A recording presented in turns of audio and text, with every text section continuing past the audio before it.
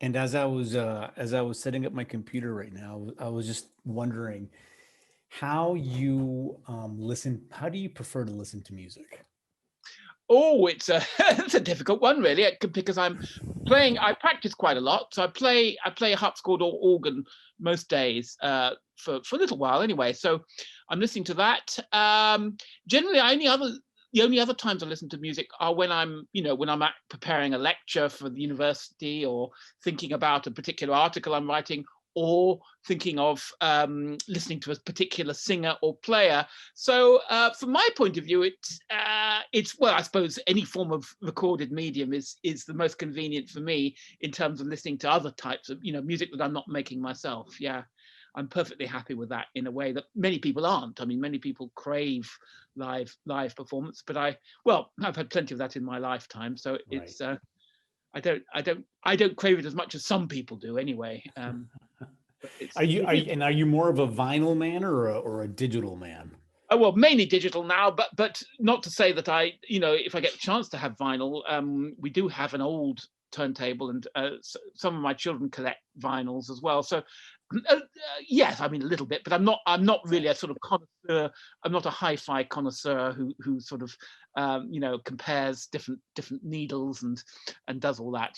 So, in fact, one of my colleagues in university does a lot on the history of recording and the different and has actually recorded an album. He's a sort of pop musician, really, but he's recorded an album based on different periods in recording reproduction, and he's sort of tried to recreate the original for each period. So uh, That sounds like a really cool sort of project to do. yeah, no, it's an interesting thing. So, but yeah, so that's an interesting area of study as well. I mean, obviously, I sometimes listen to very early recordings, or as early as I can, for some of my lectures, and also for various other projects I'm doing, just to see, how styles change, and how what counts as musical changes, from well, every decade in a way it changes. So it's like a language of expression, that people learn um, together over a certain amount of time, and then gradually it changes. If you hear somebody like Caruso, from before the First World War, you think, gosh, why was he so famous in his time? But when you sort of listen to it a bit more, you realize there's certain parameters that clearly everybody sort of understood about the way he sang. No, and it's definitely interesting how the sort of social acceptance of what a recording should sound like Mm. morphs over Oh, time. yes, yes, exactly. When you started listening to Bach, um, I'm assuming that your first encounter with Bach was in a recording or was it live? Well, I mean, I think we had a television that arrived when I was about 3, I think it was, or 2 or 3, and there was sometimes a little bit of Bach on that. My father listened to the radio a lot, so I had it through that medium, really. My father did also play records quite regularly, but I was lucky also to be taken to Matthew Passion performances from a fairly early age, from about 8. So I did go quite regularly on a yearly basis to those. That's interesting. So so the your love or your appreciation for Bach comes from your father. Well, yes, I mean he was, a very keen amateur musician and a music lover. So he did a huge amount in that regard. Yeah, and I had an uncle who was an organist as well. Had been a professional organist, in fact. So he obviously liked Bach and had played Bach, but I didn't see him so often, obviously. And do you remember the first time that you heard a either John Passion or a Matthew Passion, Well, both. a recording? Well, recording of the Matthew, I think that was a lot later that I heard that. I would have been well into my teens or late teens. For John Passion, though, my parent, because I knew the Matthew a little bit already from having heard it a few years running, my parents bought me when I was about 11, I think, a recording of the John. So that was how I first knew the John, was through recording, yeah, through old LPs. And was that a significant moment? Like, do you remember the sort of impact that that recording Oh, might have very much so. had? Yes, yes. I mean, the beginning of the John Passion is so arresting, and you can play it again if you want. And the recording Yeah. I had had some really imaginative harp score playing from the great late Thurston Dart, who was, one of the sort of pioneers of early music. And it was, I was always inspired by his, the way he did the recitatives. And I think it was Peter Pears singing in English, but very beautiful nonetheless. Anything is there anything about the sonic quality of that recording that stuck out, or? Well, that was there were two that Peter Pears did. One with Britain, which I heard a little later, and the other one with David Wilcox in King's Cambridge, which was obviously not really quite the right acoustic. It's just so resonant, but so there was a sort of real beauty to the sound, I suppose, and a real sort of refined nature to the sound. And of course, they used viola d'amores as they had them in those days, and viola da gamba. So that was nice to hear that as well. So that was, I suppose, sonically the things that stuck out for me were the so-called obsolete instruments at the time. Right. Yeah.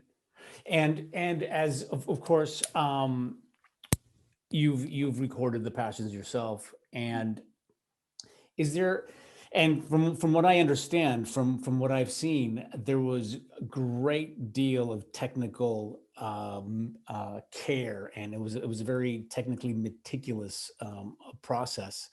Um, how much finagling was there technically with the recordings, or was it what we're listening to in those recordings? Is it just the performance, the best performance, the best takes that you could get? Well, yes, obviously there's the sort of musical choices and the way you actually cut it up into bits and how you can make the bits as long as possible without wearing people out, so there's that side of things. But then there's the balance and the placing of microphones. And Lynn, of course, does it on, well, the recording is on 26 tracks, I think, so it's a hugely technological thing. And we always go back with every single number of the piece, in terms of arias or choruses. We tend to go back and listen to them when we've done them through once, and sort of tweak the balance or tweak the positioning. So there's a lot that's done within the production that's technically flexible. But of course, also with such a high quality production, things can go very wrong after, if you mix it wrongly or whatever. So I've always had quite a lot to do with the editing and helping, well, giving my opinion on the balance. I'm not really technically qualified to say, you need to bring up microphone number 7. But so yeah, it is a it's a technologically ideal process by which we try and get a focus of detail, but also the thing that's so often lost in really good studio recording, or can be lost, is of course the overall sheen and the whole of it. So that was again something that we always would, well, that Phil Hobbs in particular is very good at getting that balance of overall sound and the detail of the individual lines. Were there any conversations before the actual recording, before actually working with the musicians and having everything set up? Were there any discussions with them in terms of a sonic vision? Well, obviously we had to think of, I had to think of what I wanted to be heard. So think of the end result first. In other words, how do you want this to sound when somebody listens to it in the final output? But the way you get there with this very high level technology can be quite the opposite. So if I want, say, singers at the front, sometimes we record them at the back, because they can be manipulated with the microphones to sound as if they're at the front in a way that they can't, there's certain oddities like that have to be planned in advance. So it's a question of having both an oral vision of what the sound should, what the balance and focal point should be, but also acknowledging that the way you get there is not often a straight road. It can we have to sort of think around that. So yes, I often particularly for the Passions, we did have quite a lot of conversations about placing and where to position people in such a way that they can both hear each other and sing off each other, but also get the optimum balance in terms of the microphones and in terms of the building we were using, which is an excellent building for recording that sort of music in, but it does have its sort of nodes. So if you set up in slightly the wrong place, it won't resonate in the right way. So there's quite a lot to think of from that point of view. But Philip, again, a lot of the buildings we use, he knows inside out. Or in fact, all of them, really. So he has an excellent idea of where the best positions are going to be. And these both passions were recorded in Greyfriars Kirk, correct? Yeah, that's right, in Edinburgh. Yeah. And so was that already something that you had decided? Was it something that he had already decided? I think we decided on it together. I mean, we haven't done absolutely everything in Greyfriars. And in fact, we've done Perth Concert Hall, and we've also done the big church in London, St Jude's on the Hill. But Greyfriars is very good for most of the things we do. Partly because we know the building so well, and it's a sort of building. It's mainly a 17th century building, actually. So it sort of is not unlike the types of buildings of Lutheran Germany, although it's a Calvinist building, obviously, so that has fewer ornaments than perhaps Bach's buildings would. But it's a reasonable sort of analog, Scottish analog, I suppose you could say, of the sort of buildings in Leipzig where we actually have performed too. So and in Weimar. So we've done quite a lot of work in those churches that Bach used, which is useful actually, because we sort of have an idea of where we're going. Right. And both were recorded in 3 days. Or was it I just a think John Passion? the Matthew was 4 days, I think, Okay. because that was considered to be very short. It's just all we could afford, basically. And I can't remember the John. It was probably about, I think it was slightly less. Yes, because we had all the extras, of course, with the John. So I think the actual musical part of the Passion was 3 days, but I think we probably had a fourth day to put all the hymns and things in. Right. I can't quite remember now, but it was something along those lines. And you mentioned that it had to be done so quickly because of the financing. Well, yes, it's a very expensive thing. So Do you remember how much it was in that? There's an interview with Philip Hobbs. I think yeah. he mentions 700,000. I think 70,000. 70,000 pounds. Yeah, that's probably fairly close. Yeah, 50 to 70, I would say, for something of that scale. Yeah. No, it's a huge amount of money, which can be raised in various ways. I mean, very few record companies actually pay for this sort of thing now, but we have had very good deals with Lynn, by which we can cut corners in terms of some of the expenses we have to pay for the recording itself, and also get deals on selling it. So but it's a huge amount of fundraising to do. Can you explain perhaps in a little bit more detail where the financing comes from? Because in the liner notes it says, I think in the Matthew Passion there's a very sort of tantalizing little credit there to an anonymous funder. Was that sort of was it something that was difficult to? What I mean is, this anonymous funder, was it something that you expected? Was it unexpected? No, I mean, I think for that was quite early on in my time with Dunedin. That was back sort of 2007, I think, wasn't it? We were doing the recording. So yeah, I mean, we really had to press very hard on. We had a little bit of government money, but very little. I think it was hardly any at all. In fact, several trusts. We had to write to several trusts, and just go around all the donors and say what we were doing. The Messiah, the recording that we did a year or so before that, we actually sold every movement, and that was quite successful as a fundraiser. Where everybody, each movement was costed, and it was up to our supporters particularly across Scotland, but elsewhere as well. It was a question of them just signing up and buying a restative, which was only about £500 or whatever. That's a really interesting approach, and I from what I've seen, it was a really successful recording as well. The release. Yeah, well, yes, and that's what made the Matthew Passion more possible, because then some of the more serious funders, who want to put their money in very particular places, they were more confident that they could support us. So that first sort of attempt really paid off very well, and yeah, we did manage to raise pretty, I don't know whether we raised all that money in that before the recording took place, or whether some of it came back. With royalties were higher then than they are now, for various reasons, and I think some of the royalties possibly helped pay off the debt at least. But anyway, it's all paid off. Good. Did it sell as well as you expected?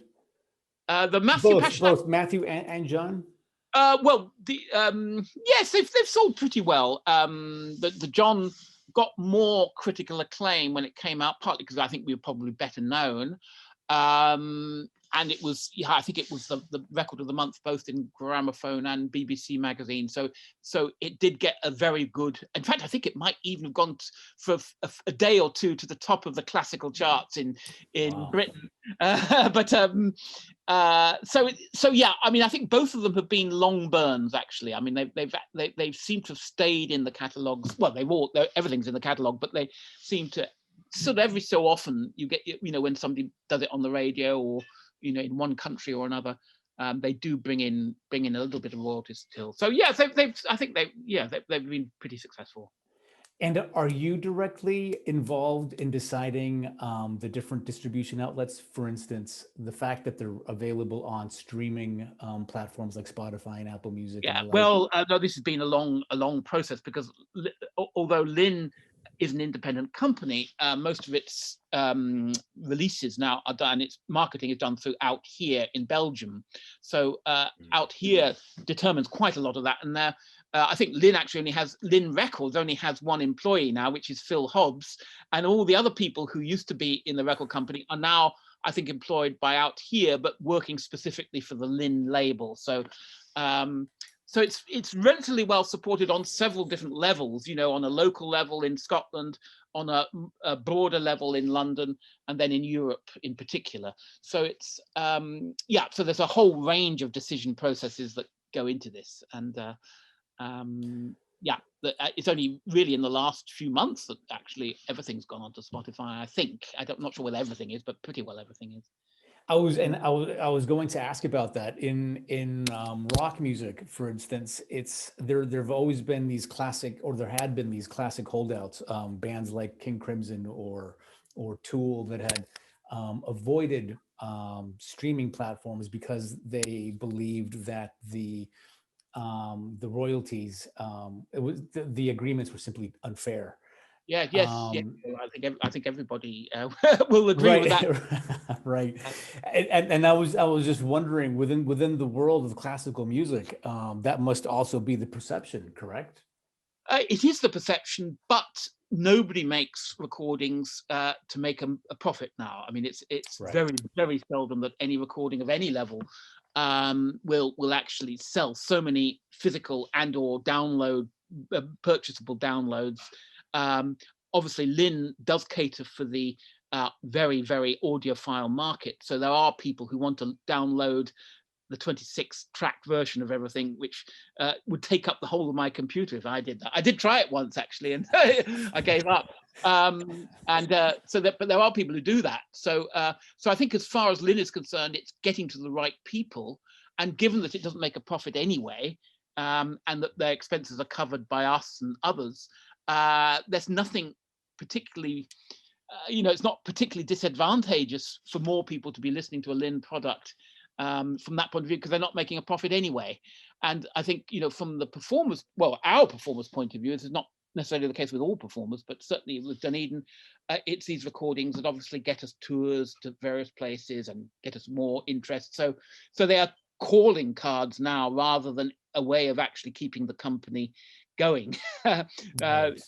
I mean, I think we once calculated, it was a little while ago, of the various, we must have done about 13 or 14 records in my time for Lynn, and a few years ago, I think we found that in terms of royalties, we paid off about 3 of them, perhaps, in that time. It's a very slow burn in terms. So you can't sort of say, oh, all this money's come in and now we can afford a new member of staff. It just doesn't work that way. But it does mean that we get more work, and Right. therefore we can afford a new member of staff to manage the tours or manage whatever we're doing. So that's so I think the whole model of recording has changed even in the time I've been heavily involved with the Dunedin enterprise. I mean, I recorded a lot before for other things, but I think the days of actually making a killing out of recording are well gone. Right. And I'm also thinking that in the case of the Matthew and the John Passion, for instance, is there also an aspect of wanting to document a historical, or rather historically document a specific type of performance, a specific type of research that is being demonstrated in the performance? Well, yes. I mean, very much so. Actually, in the case of the Passions, I mean, first of all, the Matthew recording, from my sort of perusal of what was available, nobody had done the complete last version of the piece, which is only a few things different, but not that, but it is significant. And also, very few people had done it with the 8 voices that we did, which to me seems fairly clear what it was designed for. People will still disagree with that, but I think there was only one recording that did that before we did. So so it was a question of that. It was also, I was beginning to write my book on the Passions at that point, so I was sort of thinking a little bit about how they work in terms of time and in terms of their pacing. So that's a sort of almost sort of cultural analysis of the music that I was very interested in. So the Matthew was relatively straightforward from that point of view, and the John Passion, of course, being shorter, it was an ideal opportunity to try and reinvent the liturgy in which it took place, because again, I think this is quite an important thing for the listener to understand how it flows in and out of a broader whole, and how that broader whole has some of the same characteristics, or at least some of the same sort of proportions as you get in the Passion itself, with the sort of symmetrical structure of the liturgy. So that was a huge amount of work in a certain sense to get that as right as I could, with the evidence we have. Obviously, there's no knowing that it's completely right. And the other thing I was trying to do, even though we're doing it with very small vocal forces, is to bring in, particularly with both Passions actually, but particularly the John Passion, the other types of singing that happen. So that's why I used another choir to do the motet, although that's not strictly what Bach would have done. He probably would have just used the same 8 singers, but elsewhere in the town, he'd have been using other groups of singers. So I thought it would be good to sort of show how that was sort of part of a communal training. And then, of course, the singing of the chorales in 3 octaves at times seemed to me a crucial thing to do, to show how congregational singing seems to have fitted into the overall liturgy.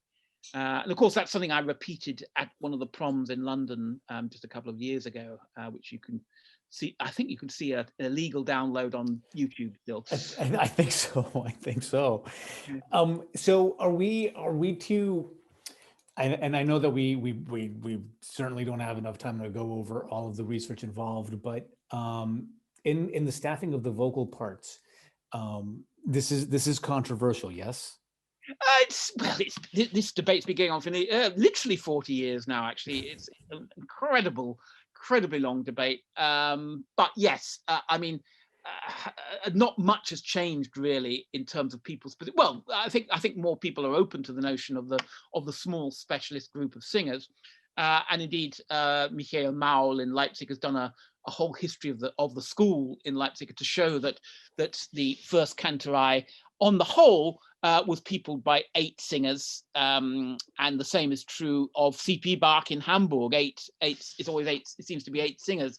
So that is very standard in German places. For the first cantori, the other cantoris might have more because they're less experienced. But this notion of having it's almost like an opera company. You have your sort of have a doubled group of 8 singers. So I think that is sort of more or less uncontroversial now, although people will still talk about the various other elements of evidence, that he desired for on a part or whatever. But I think when you look at the actual pieces of paper that these people were using, and there's a lot of stuff surviving. I mean, the survival rate for Bach performance materials is almost better than any other of the major composers of the first half of the century. Certainly better than Handel, for which we have terrible terrible performing materials surviving, very few indeed. So yeah, to my mind, it's not really that controversial. It's following a pattern that's there, documented both in the institutions and in some of the treatises on music, and it's more or less what an opera company would work like too. And you always go for 8 because that means you can sing double choir motets. Right. And it's interesting to think that that's staffing of the vocal parts.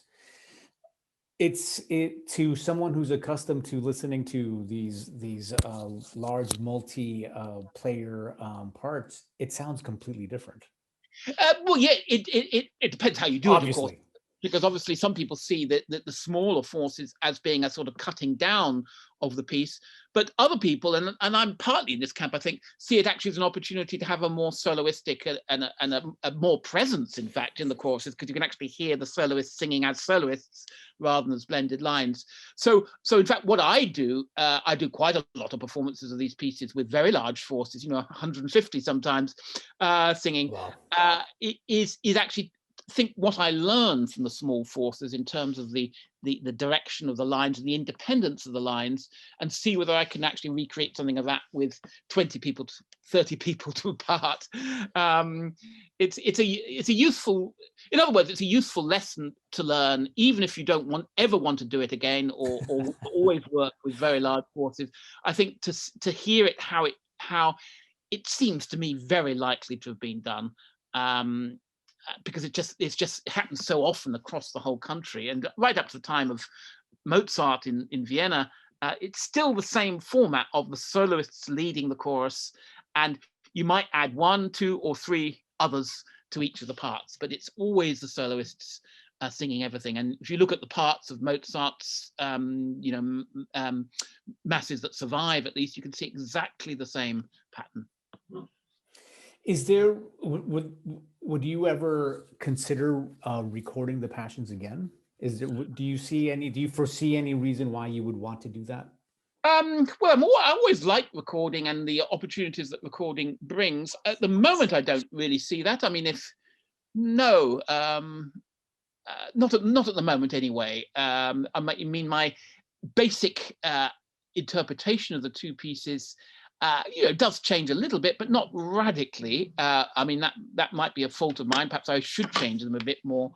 And I always have the chance to do it with large forces, and very happy to do that, as well as with the smaller forces. So at the moment, no, I don't have a particularly burning ambition, but obviously there are always things that could be better or could be done a slightly different way. But there's not enough of that to make me think, gosh, we need to do that again. What I would like to do, actually, we did Messiah with very small forces for trying to sort of mimic the Dublin version. But there are 10 versions of Messiah, and I would love for somebody to come along and say, let's do versions 2, 3, and 4. And do. Several people have done composites by which you can sort of choose which version you want by pressing some buttons. But I think it would actually be nice, in the case of Messiah and other big oratorios like that, to have the option of recording some of the later versions, if not all of them, at some point.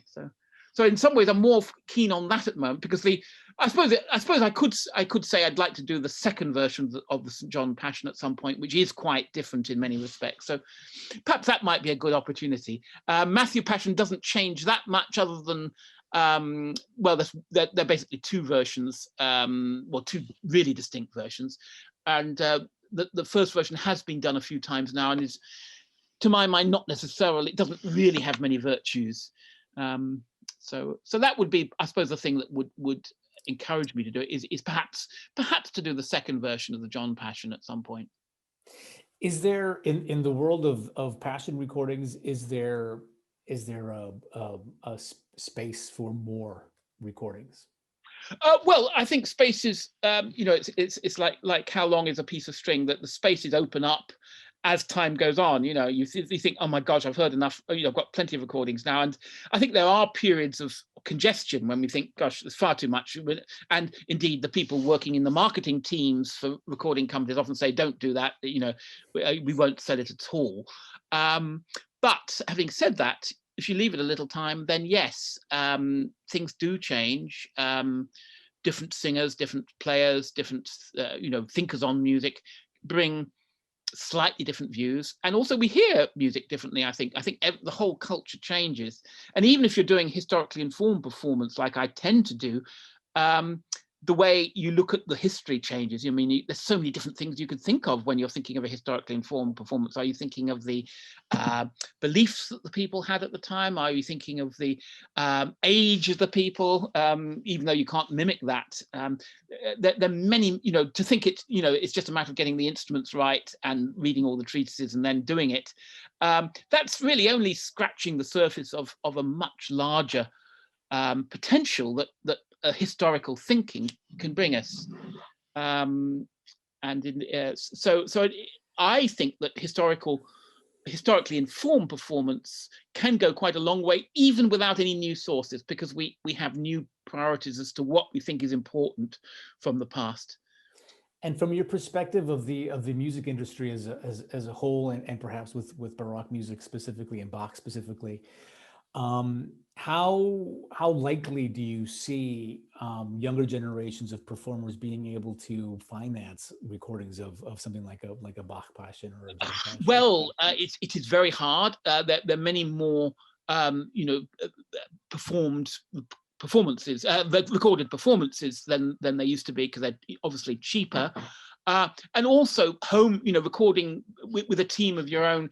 Your own team in a certain sense, because the equipment is getting so much easier to buy, cheaper in some respects, but there are so many people around who like to do their own technology.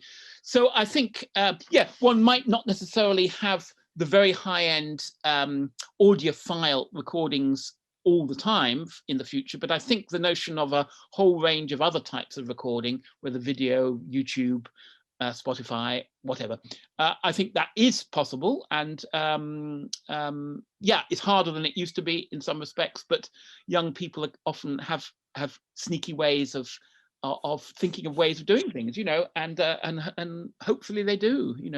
I suspect the media are changing. In other words, the notion of a sort of beautiful looking LP or CD is possibly. I don't think it'll die, but I think there'll be so many other ways of presenting one's music, and of course through YouTube you get far more views than anything else if you set it up well. Right. Absolutely. Yeah. Even if the performance isn't very good. It's true, and it's impressive the reach that something like YouTube has. So I think a lot of younger generation people that I know are going exactly that route and doing very well out of it. And again, as with my motivations, if it gets you more work and more, more respect as a group of performers, then I think it's all to the good. Absolutely. Yeah, I think we just have to go with the times. But yeah, it's difficult. It's much more difficult than it used to be. And in terms of performing live and getting gigs and that sort of thing, would I be right in thinking that Bach performances are hugely successful and very popular?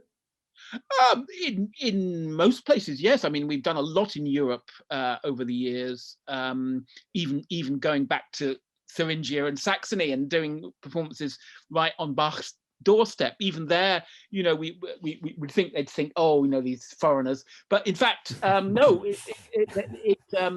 We get very enthusiastic audiences everywhere. In France, we've done Bach in France a little bit anyway, not a huge amount, but a certain amount, and again, that's always gone down well. So yes, I think it does. on the whole, I mean, it depends which pieces you do. If you do a certain range of cantatas or secular cantatas, they're less popular in a sense, and it's harder to get the audience. But hopefully, once they're there, they enjoy it. Right, and spread the word a little bit. Yeah, yeah. On an entirely speculative plane, I wanted to ask you a little bit about what Bach would have made of current recording technology. It's well known that Bach copy pasted, took pieces from here and shifted them, put them over there. What do you think he would make of digital Well, recording technologies? well, there's so many aspects of the world that he'd have to make sense of that it would probably take some time for him to get to that level where he could even understand what digital technology was. But yeah, assuming that he's sort of been brought up with a sort of knowledge of our range of cultures, then yeah, I mean, I think he would certainly have seen opportunities for cutting, pasting, and looping, because I think the way he treats notation, for instance, is perhaps unlike many of his peers. It does, to my mind, actually encapsulate quite often the best version of the work he can think of, but also many aspects of the performance and the gestures of performance. I think that's one of the reasons why Bach takes so much punishment as a composer, is because it's so well written that part of the performance is almost there already in the way that different voices respond to one another. So so from that point of view, you could say that he had a very strong interest in notation, not just as something to sort of note down what he needed for a particular range of performances, but actually to preserve the work. And the Matthew Passion score is a typical example of that, where he's clearly gone out of his way to produce a sort of document at the highest possible level. So if you think of that as a form of mediation of music, then recording and technology is a further stage in that same sort of process. So yes, I think possibly he would then have had an interest in what it can give you, particularly if he's frustrated, I think, with local performers. You can sort of get the ideal in a way. And he often talked about ideal performers, if only he had the performers of Dresden, or in Curtin, he had fantastic performers, but what did the Margrave of Brandenburg have, and so on. So I think he always envied a higher level of performance, and there's a way in which technology can help that happen. And just to sort of end on a more grounded note, this frustration that he had with the quality of the performers that he had, how much would that have impacted his composing? Well, it's interesting that because it doesn't, he doesn't seem to have gone out of his way to simplify things at all. And whether he trained them in a particular way that they could do it, I don't know. I imagine he did, because he had good knowledge of how to teach and how to bring younger people up. So yeah, I think obviously the size and type of forces plays a very big part in the way he conceives of the music. In other words, he's thinking of a particular range of restrictions in terms of the type of voices and the type of instruments and more or less the numbers of them. But in terms of their quality, I think he's always writing for the ideal, in other words. So I think it goes both ways. I think historical performance is useful, particularly for Bach, in thinking of what were the conditions that made him write the way he wrote. But then, having done that, he didn't make any compromises. He wrote he took the conditions he had, but then wrote with the highest level of performing forces in mind. Of course, some people like Richard Truscott will say that, in fact, the very failure of the forces that we might imagine happened on a regular basis perhaps proved a particular theological point. And you sort of have this almost idea of the music as an ideal model, which nobody in the performing force is quite up to. That's quite an interesting theological issue. So bad performance of Bach could have actually been quite a deep reflection on the human condition for Bach. Who knows? A metaphor for the human Yeah. condition not achieving the ideal. Yeah.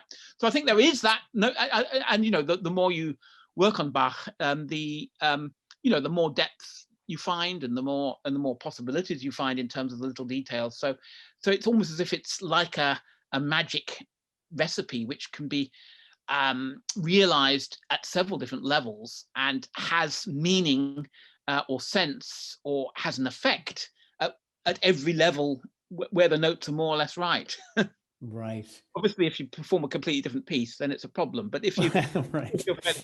if you're fairly close to what the model seems to dictate, then I think, you know, which is why I still do Bach with very large forces if possible, because I think it, you know, it brings a huge number of people to this music in a way that they wouldn't otherwise experience it, and the music just takes it. It really works. Fascinating, Professor. But it's always really exciting to hear you talk about Bach. I know that you have another event that's Yeah. coming up right now. So thank you so much Oh, pleasure. My pleasure. for Well, your nice. time. Yeah. I'm going to stop recording for just one Yeah. second.